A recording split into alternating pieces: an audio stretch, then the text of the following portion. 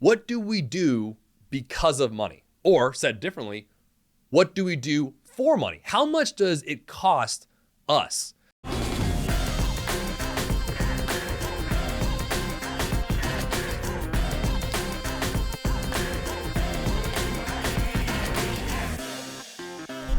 Welcome to Make Your Money Matter. I'm your host, Brad Barrett. I'm a managing director and partner here at One Capital Management, and I'm here each and every week to help you have a better relationship with your money because after all, your money matters. And today on the show, I want to tackle something that has been on my mind and I think with my clients on their minds, probably over the past 5 or 10 years in particular. Now, you've noticed every week I've been talking about things that relate to the past 3 years for obvious reasons. But I want to shift this week and I want to talk about some things that, believe it or not, have not been shown through the media or talked about when it comes to the 1%, as you heard that before, or the wealthy and millionaires. And I want to share some facts with you that I think we all kind of glance over sometimes. And I did some studying on this, and to be honest, I was shocked, and I want to share that with you.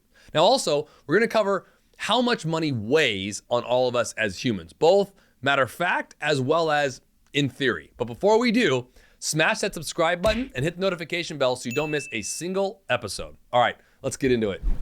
Okay, first, let's talk about money. Obviously, our show is called Make Your Money Matter, so let's talk about money.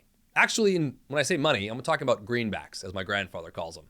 I know many of us don't use much of it anymore. It's mostly through credit cards or debit cards or Apple Pay this or whatever. You know, I still get stares at the store because I frequently pay with cash. But my grandfather always told me to always have $1 in your pocket. You never know when you might need it or when you might need to bless someone maybe with who is in need or someone like that. So for me, I'm always carrying some sort of denomination, whether it's a 5, a 10, a 20. I usually have it in my pocket, even though the majority of the time I'm using either, like I said, Apple Pay or debit card or credit card. But let me step back for a second and give you some facts about our currency. This is more for fun, but it actually will strike you as pretty interesting, I think. There's a company called Crane and Company, which is a Massachusetts-based company. Now, they've been providing the U.S. Bureau of Engraving and Printing with paper for U.S. currency since, get this, 1879. You want to talk about monopoly? I mean, they've been doing this for over 100 years. The Federal Reserve notes, what you and I both know as our dollar bills, our 5s, our 10s, our 20s, hundreds. The Federal Reserve notes are a blend of 25% linen and 75% cotton. Now, I don't know about you, but I did not realize there was a combination of cotton and linen that made up our dollars. It also has tiny red and blue synthetic fibers of really various lengths that are evenly distributed throughout the paper, which also makes it harder for it to be counterfeit.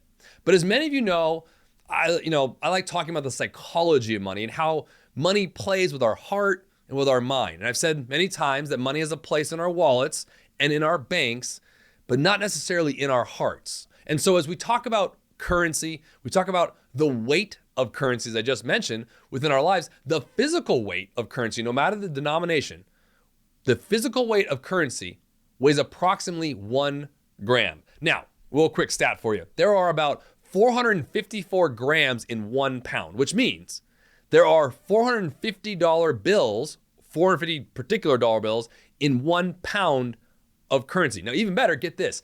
A stack of currency 1 mile high would contain more than 14.5 million dollar bills. Fun facts that you may never use, but you might have fun with. Let's just put it that way. Now, this has a lot to do with inflation. Think about that. It has a lot to do with the conversation of foreign investment and the US dollar backing. And, it's estimated that between 1/2 to 2/3 of the value of all US currency in circulation is outside the US. Interesting take. When you look at conversations we all have about the dollar being the currency of the world and foreign investment, it still holds a very strong place, as you can see from those stats. So why am I coming at you this week with all these facts? Well, number one, I thought, again, some of these facts were relevant and interesting and maybe just fun, but I want to circle back to the weight. Approximately one banknote, whether it's a $1 bill, $5 bill, $10 bill, $100 bill, doesn't matter, weighs 1 gram. Now, there was a quote that I had brought up on the show last week or week before from Ralph Waldo Emerson, where he said, money often costs too much. Now really think about that. It's kind of an interesting question, right? What do we do because of money? Or said differently, what do we do for money? How much does it cost us? By the way, cost has nothing to do with the actual currency itself, but it also does at the same time, right? Because we're doing whatever we are doing for the money to take care of our family, to take care of our loved ones. And so when we talk about that, we often get in this mindset of keeping up with the Joneses. The whole, I have to have what the next person has. I've called it the Kardashian effect. Whether it's right or wrong is irrelevant, because I've done things, let's say for junior achievement, through my old high school, through our youth programs at our church. And when talking, ironically, to 18, 19, and 20-year-olds, it's like almost everyone comes out of high school thinking they're rich or something. And for those of you right now with kids that are teenagers, and I know finance is a weird subject sometimes, almost taboo for a lot of families, but I would urge you to make sure that you talk about the weight of money, making sure that money can be worked for and in your wallet, but making sure it's not in your heart. And what I mean by that is make sure it doesn't grip your heart. It doesn't take hold of your identity, that it doesn't take hold of your worth. You notice these words that I'm using, we talk about worth and wealthiness and all that kind of stuff as if it's a currency or a dollar amount. And the reality is it's not who we are. If you had $0, who would you be as a person?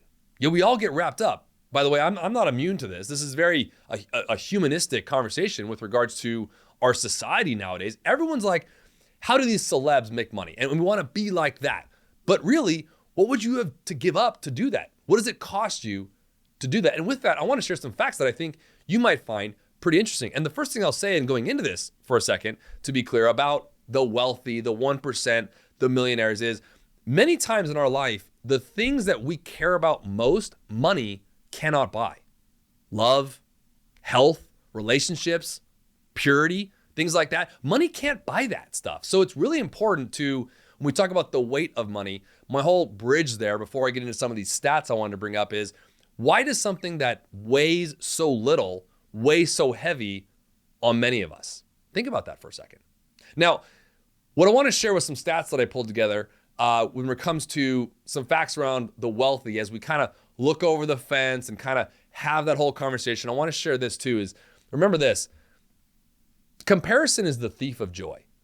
I heard a pastor tell it to me a long time ago, and I always stuck with me, right? Comparing yourself wherever you are, it doesn't matter where you are watching or listening to me right now, comparing yourself to someone else who you think has something that you don't have, whether that's more or less, it's more that you don't have it, it's the thief of joy. You find your own identity with who you are and really dig in on that. That, my friends, is wealth. As society calls wealthy, let's go through some stats that I think at the end of this here in a couple minutes, you're gonna find pretty interesting. Now, this came from a Prager University article I found, and again, found it fascinating. So I'm gonna hit you with some more facts here, but not necessarily about currency, but dovetailing off of the weight of currency and putting some of those things in perspective. The questions I want to ask before I go through this little segment here is, when we talk about worth, as I just stated, and we look at someone who's worth a lot, we kind of say, okay, they're worth whatever amount, and we consider them wealthy. We kind of think, do wealthy people just inherit all their money? The answer is no. You'll find out. Okay, are they just lucky? The answer is also no. We'll go through that as well. So check this out. There are almost 22 million millionaires in the United States today. By the way, that is the most in US history. And just to put it in context for a second, this number has doubled in just the last 4 years. But the number of people living paycheck to paycheck is also on the rise, with 39% of Americans unable to cover $1,000 emergency with cash. Now, with this said, what I want to go through here is some questions around what most people perceive in general of wealthy individuals and tying it back to you. Because you might call me crazy, but I've been in this business for 2 decades now. What I'll share is this: what someone would deem as a high net worth to me has very little to do with money. I'm gonna go get on a soapbox here for a second, but bear with me. When you look around you right now, wherever you are, you have loved ones who cared for you. You have people who you care for, and you've put a roof over your head and their head. You have food on the table. You're healthy and able to get up and actually have a job. And to others around the world, we are very, very fortunate and very, very wealthy. And by wealthy, you notice those things I mentioned have very little to do with actual money or currency. So in discussing these facts, there's a guy named Chris Hogan, and he and his research team surveyed and interviewed over 10,000 millionaires. And what he said was this, and I quote, "We learned a lot about them. What we found out surprised me, and I suspect will also surprise you too." So I want to share this article with you. And now there's a couple myths I think that are out there that it's important to talk about. This is what Chris Hogan was saying, and we'll go through it here. So myth number one was wealthy people inherited all of their money. Here's what he found out. The truth is, he found out 79% of millionaires received zero inheritance. That's right, zip from mom and dad. They earned it on their own. 79% of them did. So myth number two was wealthy people are lucky. Now, this is the one that I think many people believe, especially outside the United States. We're lucky, I think all of us can believe this, we're lucky to be born in such a beautiful country. I will give us that 100%. But in reality, 76% of millionaires say that nothing extraordinary happened to enhance their wealth, meaning like no lotteries were won, no stock market killing it, none of that kind of stuff, right? It was discipline and hard work were the key factors. And I've been around many wealthy people in terms of currency, organized organizations who we would deem wealthy. And I've been around many of those, and I've been around many hardworking individuals who are bringing in more than they're spending. And mind you, it's all relative. I've met plenty of people making, let's say, $1 million a year, and they're spending $1.5 million a year. And I met plenty of people who are making $100,000 a year who are spending $80,000, and they are actually more rich if you want to look at it that way. So you got to look at it from both the cash inflow side as well as maybe a net worth, and then also from a self-worth. And as for the luck, the luckiest thing in most of their lives was being born in or becoming a citizen of the United States, in my opinion. So yes, there is luck in that, but there was nothing else extraordinary. Now, there was another myth, myth number three, that he went through, that wealthy people have prestigious private school educations. Wrong again. So get this, 62% of millionaires went to public state schools. So you don't have to go to some Ivy League school to do well. I think a lot of us people think that sometimes, and not that I'm saying that's wrong or those schools are bad, but look at the overwhelming majority of people didn't go to Ivy League, didn't go to these prestigious schools thinking they have to be successful that way. Myth number four was this: wealthy people have high paying jobs. As I just mentioned, that's not true at all. 1/3 of millionaires never had, this stat astounded me. I think it'll astound you too. 1/3 of millionaires never had a 6-figure household income in a single working year. I'm not making this up. This is right from their research. And I want to reiterate this myth very loud and clear, because that's really important for anyone out there watching or listening right now. They're probably thinking, how is this possible? Very simple. As I say often, spend less than you make.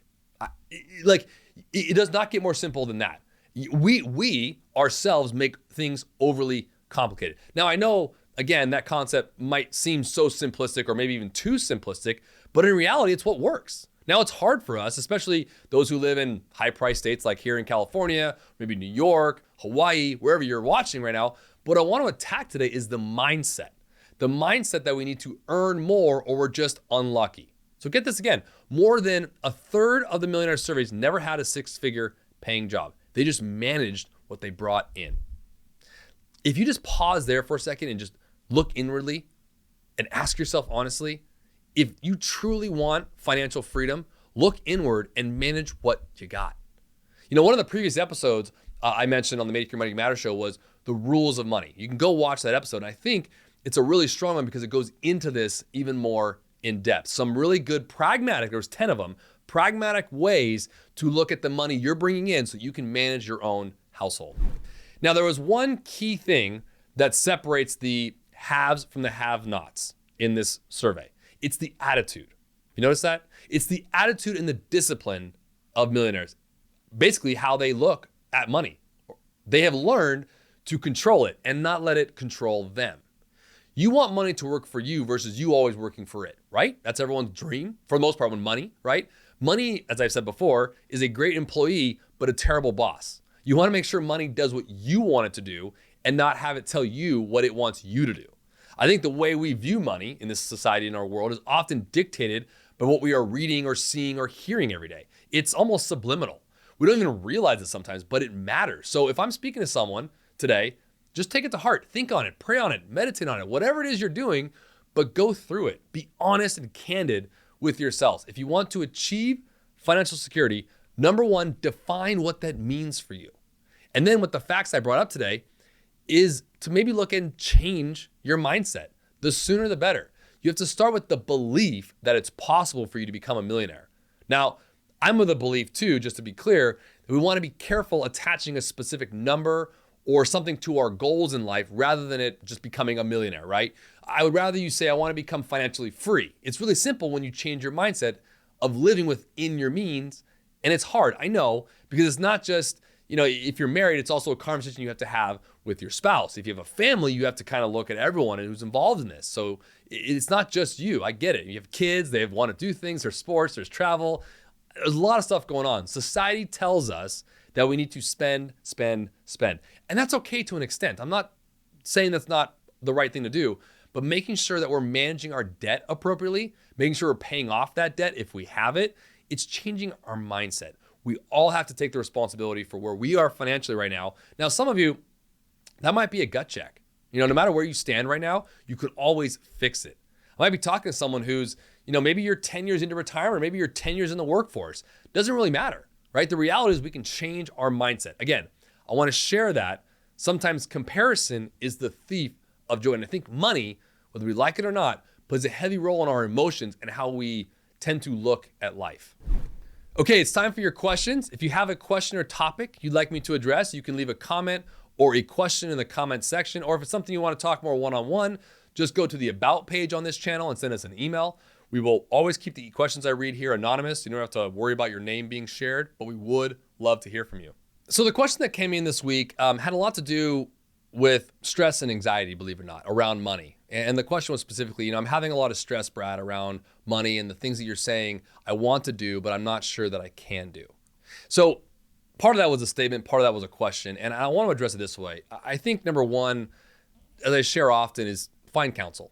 Find an advisor that you can trust and find the good ones. And I want to share this very openly that you don't need to have money necessarily to have a good financial advisor. You want to find someone who's a planner who can help you create wealth. You don't have to do this alone. Pragmatically speaking, I would say this: if you're looking at, your situation, whatever it might be, I said this often, but I'm pretty sure it came out a couple months ago. I brought up, real quick ways to kind of look at it. And I would start this way. And this might be, for you, it might not be, but I'm going to share it, right? Print out your bank statement, take a look at it, highlight everything on that bank statement that you would qualify as a want. It's different than a need, right?